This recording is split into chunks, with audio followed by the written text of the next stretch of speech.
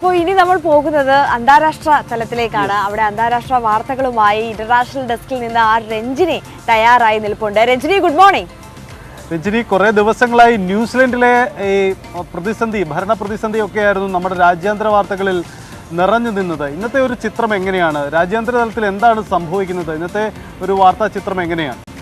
Sajith, Arya, good morning. അന്തർദേശീയ തലത്തിൽ നിരവധി വാർത്തകളുള്ള ഒരു ദിവസമാണ്. പ്രത്യേകിച്ചും കഴിഞ്ഞ ദിവസം പാകിസ്ഥാനിലുണ്ടായ ചാവേർ ആക്രമണവുമായി ബന്ധപ്പെട്ട വാർത്തയാണ് ഇന്ന് ഏറ്റവും പ്രധാനപ്പെട്ട വാർത്തയായി എടുത്തു പറയാനുള്ളത്. കഴിഞ്ഞ ദിവസം പാകിസ്ഥാനിലെ പെഷ്വാറിലുണ്ടായ ചാവേർ ആക്രമണത്തിൽ 63 പേരാണ് കൊല്ലപ്പെട്ടിരിക്കുന്നത്. ഇങ്ങനെ അപകടത്തിന്റെ വ്യാപ്തി ഇതുമായി കൂടി വരുന്നതാണ് നമുക്ക് കാണാൻ സാധിക്കുന്നത്. കഴിഞ്ഞ ദിവസം 59 പേരായിരുന്നു കൊല്ലപ്പെട്ടിരുന്നത്. ഇന്നിപ്പോൾ 5 പേരുടെ മരണം കൂടി സ്ഥിരീകരിച്ചിരിക്കുന്നു. അങ്ങനെ 64 പേർ ഈ പെഷ്വാർ ചാവേർ ആക്രമണത്തിൽ കൊല്ലപ്പെട്ടിരിക്കുന്നു.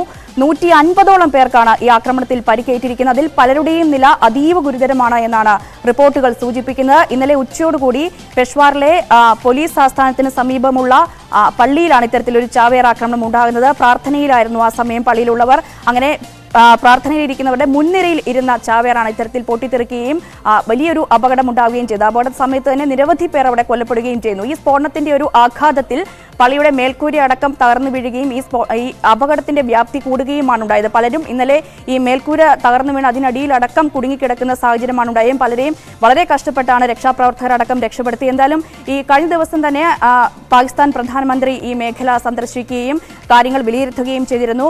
പരിക്കേറ്റവരെ അടക്കം അദ്ദേഹം ആശുപത്രിയിൽ എത്തി സന്ദർശിക്കുകയും നമ്മൾ കണ്ടു. എന്തായാലും ഈ സ്ഫോടനത്തിന്റെ ഉത്തരവാദിത്തം ഇപ്പോൾ താലിബാൻ ഏറ്റെടുത്തിരിക്കുകയാണ്. കൃത്യമായ അന്വേഷണം നടക്കുമെന്ന് പാകിസ്ഥാൻ പ്രധാനമന്ത്രിയും പോലീസ് വൃത്തങ്ങളും അടക്കം സൂചിപ്പിക്കുന്ന സാഹചര്യമുണ്ട്.